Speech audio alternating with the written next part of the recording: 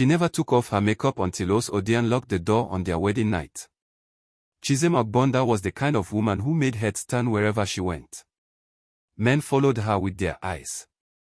They sent her flowers, bought her gifts, and whispered promises of forever. But Chisom never chose easily. She tested every man she came across. One man took her to dinner. That night, she pretended to fall asleep with her makeup on. In the morning, he laughed and said, "You don't need all that paint on your face. I want to see the real you." Chisom smiled politely, but inside she was done with him. She never called him again. Another invited her to the beach. She shook her head, saying she didn't like water. He teased her and tried to pull her in anyway. That was the last time she answered his messages. Then there were the ones who begged to see her natural face. The moment they asked, she closed her heart to them. For Chisom, there was one rule: no one could ever see her without makeup. People thought she was just proud, maybe a little vain. But to Chisom, her makeup was not just beauty, it was her shield. And so she remained the mystery every man wanted to solve, but none could ever touch. Chisom's makeup table was like a small shop. Powders, brushes, lipsticks, and creams lined up neatly, shining under a lamp. Every morning and every night, she sat there painting her face with the same careful art. She wore makeup to the market. She wore makeup when she slept. Even when she was sick in bed, she asked for a mirror and powder before anyone could see her. To Chisom, a face without makeup did not exist. It was not part of the world. Sometimes she would stare at herself in the mirror for hours, her smooth cheeks, her bright lips, her long lashes. She whispered to the reflection, "This is me. This is who they love. If I lose this, I lose everything." Her friends joked about it, saying, one day, Chisom would be buried with her makeup still on. She only laughed and said nothing. But deep inside, the thought of anyone seeing her bare face filled her with fear. Her beauty was her power, her mask, her life. Among all the men, one was different. His name was Odion. He was older than most, calm and gentle. He did not rush her with gifts or silly promises. Instead, he listened when she spoke. He asked about her dreams, not just her beauty. When he sent her letters, they were full of kind words. When they worked together, he never tried to touch her face. He never begged to see her without makeup.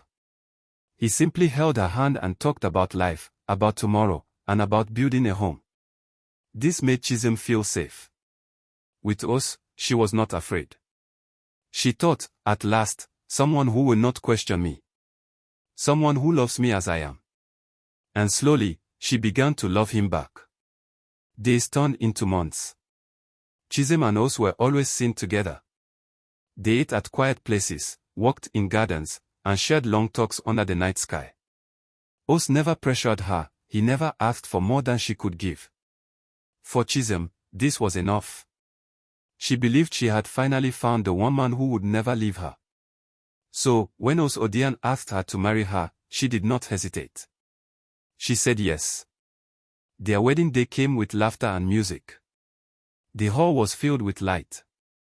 Chisom looked like a goddess. People whispered to each other, "How can she look so perfect?" Os stood tall, smiling with pride. He took her hand as if she was the most precious gift on earth. The vows were said, the rings exchanged, and the crowd clapped with joy. By evening, when the guests were gone and the music faded, Chisom and Os entered their room together, husband and wife at last. The room was filled with soft light and burning candles. Os was overflowing with joy. He laughed as he lifted her in his arms, carrying her across the room. Chisom smiled but pulled her face slightly away whenever he leaned in too close. She had done this all her life. No one could touch her face. But Os did not notice. He only laughed louder, saying, "Tonight is ours. I have waited so long, and nothing else matters." Then it happened. His foot slipped on the long carpet. He lost his balance. In an instant, Os fell, his head striking the edge of the wooden bed. The sound was heavy. He dropped to the floor and lost consciousness. Chisom froze. She could not breathe. Then, fear broke her. She dropped to her knees beside him, shaking. Tears spilled down before she could stop them. They rolled across her cheeks, carrying tiny streaks of powder with them. Chisom pressed her hands against his wound, crying loudly. Os, wake up. Please don't leave me. Not tonight. The room was quiet except for Chisom's cries. Her hands shook as she pressed them against Osa's head. Her tears fell faster, sliding down her cheeks, leaving dark, uneven lines where her powder began to wash away. She did not notice. For the first time in many years, she forgot about her face. All she saw was Os lying still on the floor. Please, God, not tonight, she whispered. Don't take him from me. I can't be alone again. Then Os groaned. His fingers moved slowly. His eyes opened. Chisom gasped with relief and leaned closer. But Osa's face suddenly changed. His weak eyes widened. His mouth trembled. Chisom, he whispered, his voice broken. What happened to you? Chisom froze.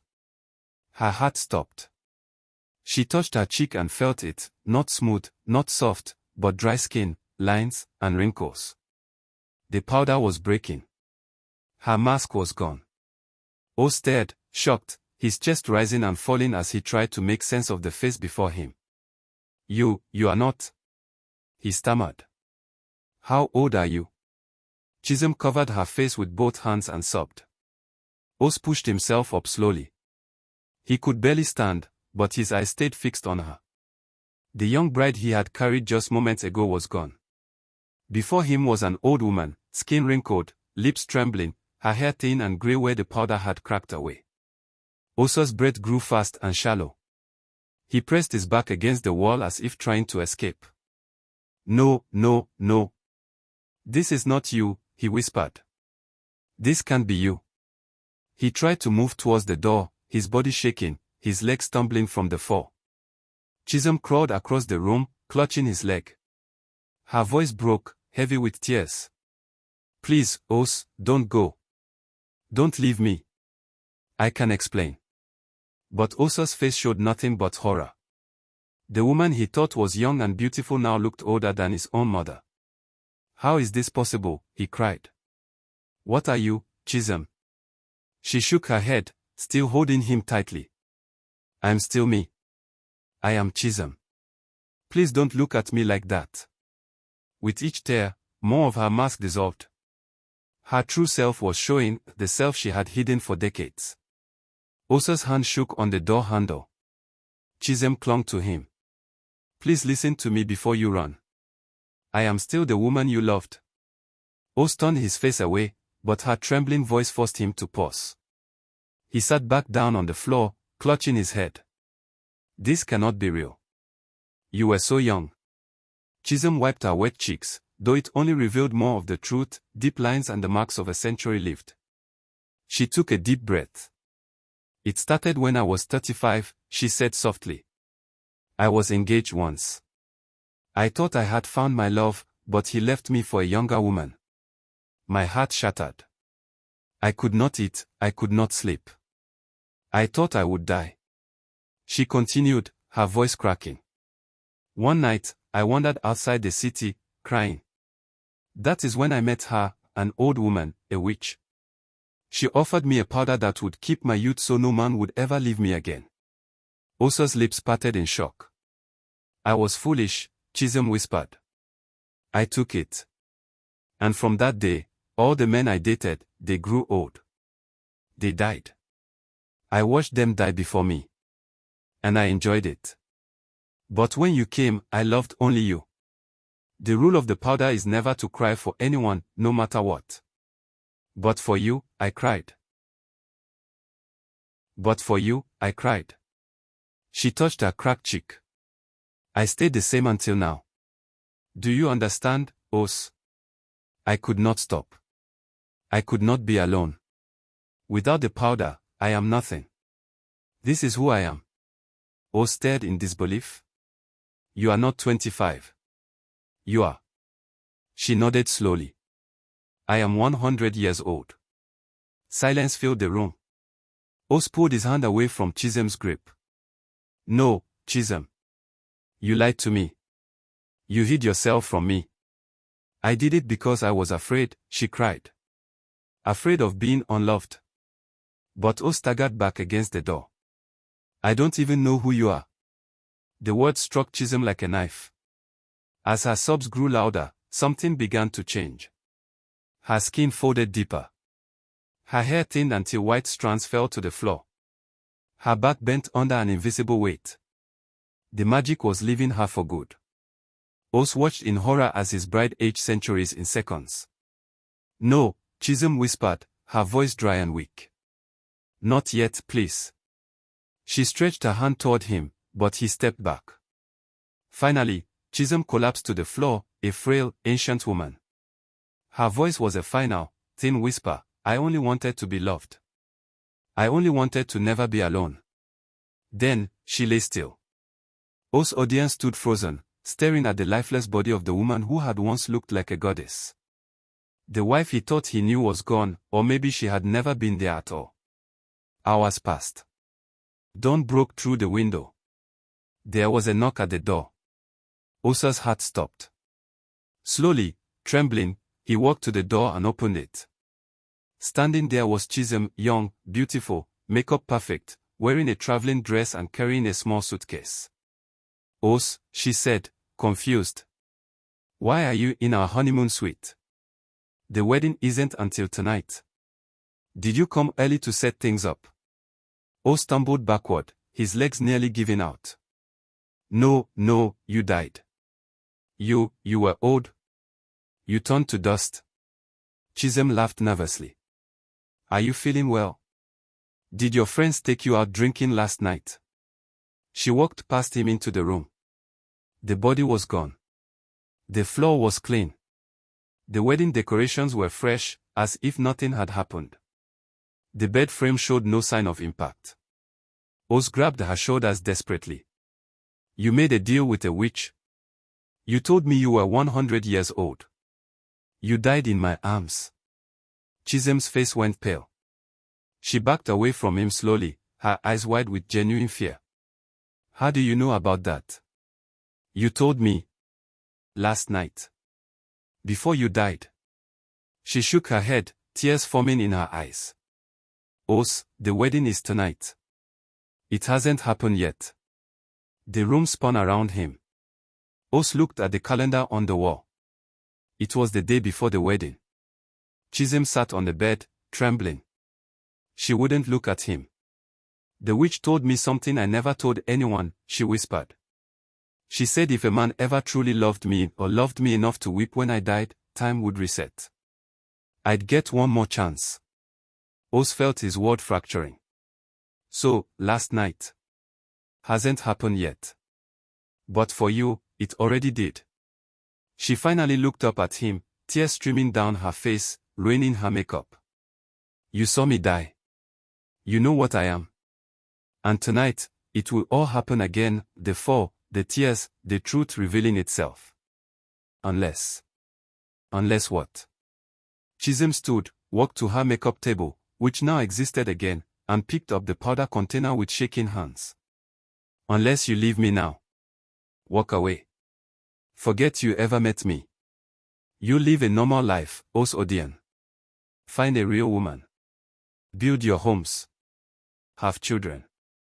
Grow old with someone who can grow old with you. Os stared at her. And you?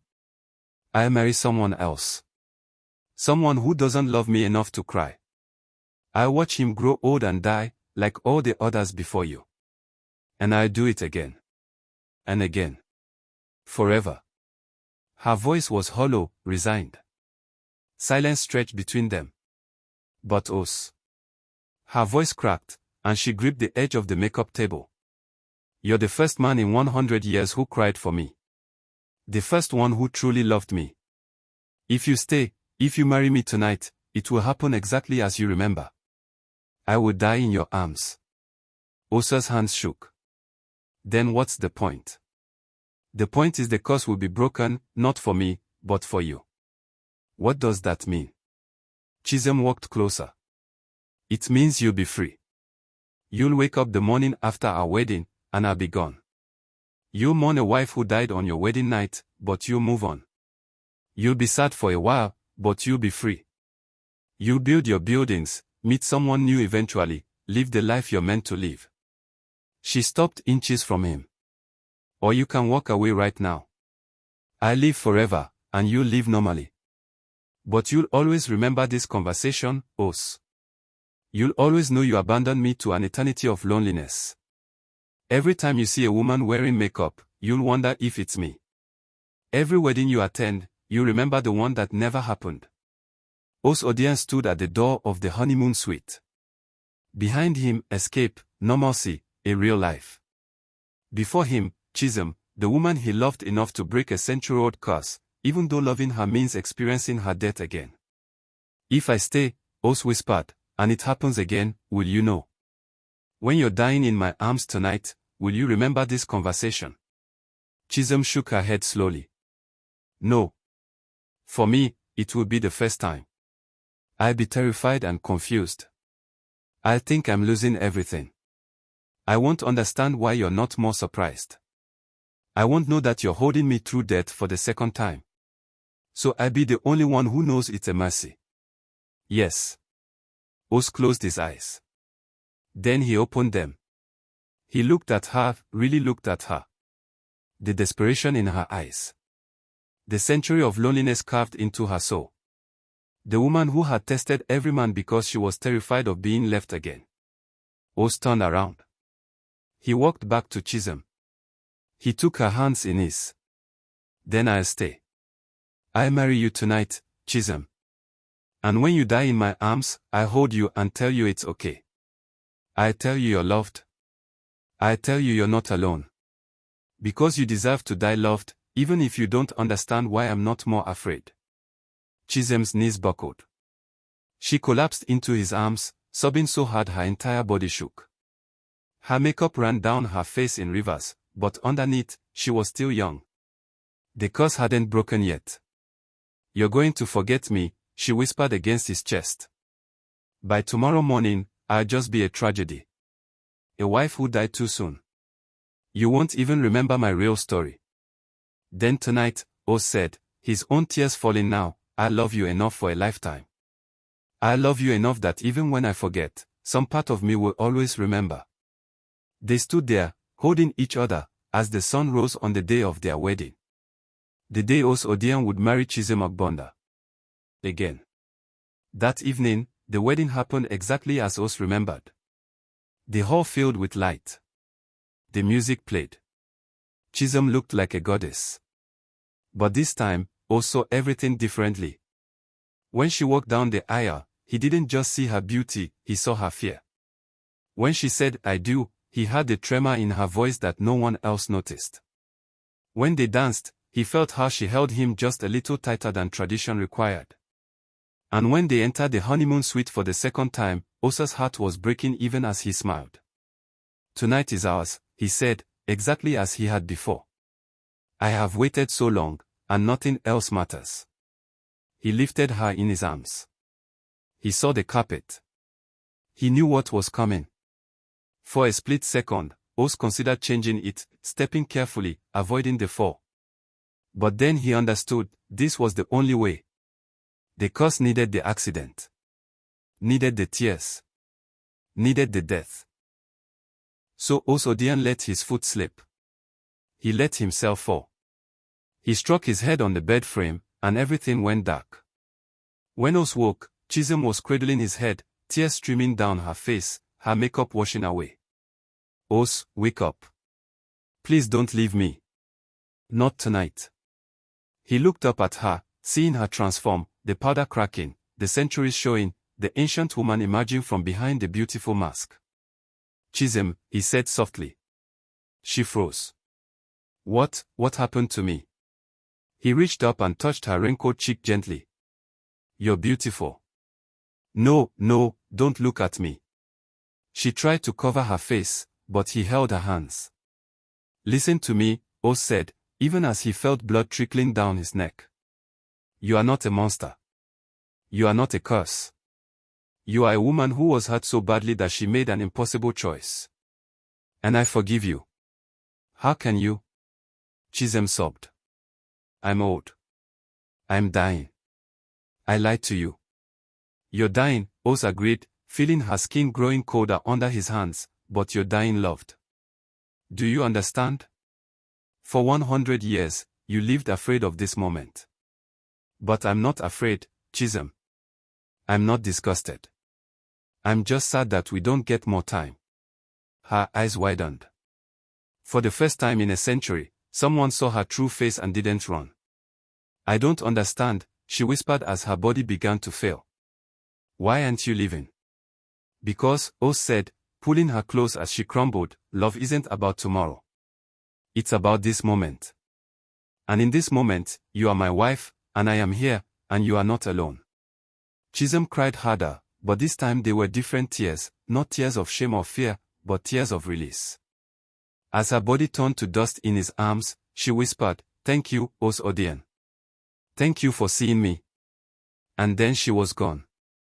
Os Odion woke up in a hospital bed. A doctor stood over him. "Mr. Odion, you're awake. You hit your head quite badly at your wedding. You've been unconscious for 2 days." Os sat up quickly. "Where's Chisom? Where's my wife?" The doctor's face fell. "I'm so sorry. There was a car accident on the way to the hospital. She didn't make it." Os stared. That wasn't how it happened. That wasn't, but even as he thought it, the memories shifted. Blood. The image of her dying in his arms faded, replaced by a story about a car, about paramedics, about a funeral he didn't attend because he was unconscious. "No," Os whispered. "That's not what happened. She died in my arms. She was old. She was." The doctor touched his shoulder gently. "You have a serious concussion, Mr. Odion. Sometimes head injuries cause confusion, false memories. I'm sorry. Your wife died in the accident. We've already held the funeral. Your family has been waiting for you to wake up." Os wanted to argue, but the memories were slipping away like water through his fingers. Had there been a witch? Had she been old? Or was it all just a dream born from trauma? Os Odion, now 75 years old, sat in a cafe. He had built a successful firm. His building stood across 3 continents. He had received awards, honorary degrees, recognition. But he never remarried. When people asked why, he always said, "I was married once. She died on our wedding night. I never found anyone else." They would nod sympathetically. But the truth was stranger. Os couldn't remember her face clearly anymore. He remembered her name, Chisom. He remembered loving her. He remembered the wedding. But whenever he tried to picture her, the image fractured. Sometimes she was young. Sometimes she was old. Sometimes she was made of powder and paint. And sometimes, late at night, he would wake up crying without knowing why. A young couple approached his table. "Excuse me, sir, are you Os Odion?" He nodded. "We're journalists writing about urban legends. We heard you lost your wife on your wedding night, decades ago. Some people say it wasn't an accident. They say she was cursed. That she was actually ancient, hiding behind makeup. Do you remember anything unusual?" Os stared into his coffee for a long moment. "My wife," he said slowly, "died on our wedding night. She was young and beautiful. There was an accident. That's all." The journalists looked at each other, disappointed. No strange details. No supernatural elements. Os shook his head. "No. Just a tragedy." They left. Os sat alone, staring out the window. A single tear rolled down his weathered face. He didn't know why he was crying. He didn't remember the time loop, or the choice, or the second wedding. But somewhere deep in his soul, in a place beyond memory, beyond the cursor's erasure, Os Odion knew he had once loved someone enough to die for her. He had chosen mercy over escape. He had held someone through death twice. And in doing so, he had freed her, not from the curse, but from dying alone. The curse had taken his memories. But it couldn't take the mark on his soul. In a city 300 miles away, in a small cafe overlooking the ocean, a young woman sat alone. She was breathtakingly beautiful. Her makeup was flawless. Men watched her from across the room, wondering how to approach. A man finally gathered the courage. He sat down at her table. "Hello. I'm Kelvin. Can I buy you a coffee?" The woman smiled. "My name is Chisom Ogbonda." Kelvin grinned. Beautiful name for a beautiful woman. "So tell me, Chisom, what do you do?" "I test people," she said softly. "Test people? To see if they really love me? Or if they just love what they see?" Kelvin laughed, not understanding. "Well, I'd love to get to know the real you." Chisom's smile faltered for just a moment. She touched her face, feeling the powder there. "Would you?" she whispered. "Would you really?" And somewhere in that question was the ghost of a man named Odion. A man who had seen her real face and called it beautiful. A man who had died holding her, twice. A man whose sacrifice had broken her time loop, but not her curse. She was free from reliving that specific night. But she was still ageless. Still searching. Still alone. The powder remained. The test continued. And in some small, broken part of her that existed outside of time and memory, Chisom Ogbonda carried the weight of being loved completely, once, by a man named Odion. A man she would never remember. A love she would never stop searching for again. Not all curses can be broken. But some can be survived, if someone loves you enough to walk through hell twice and forget it all, just so you don't die alone. The end.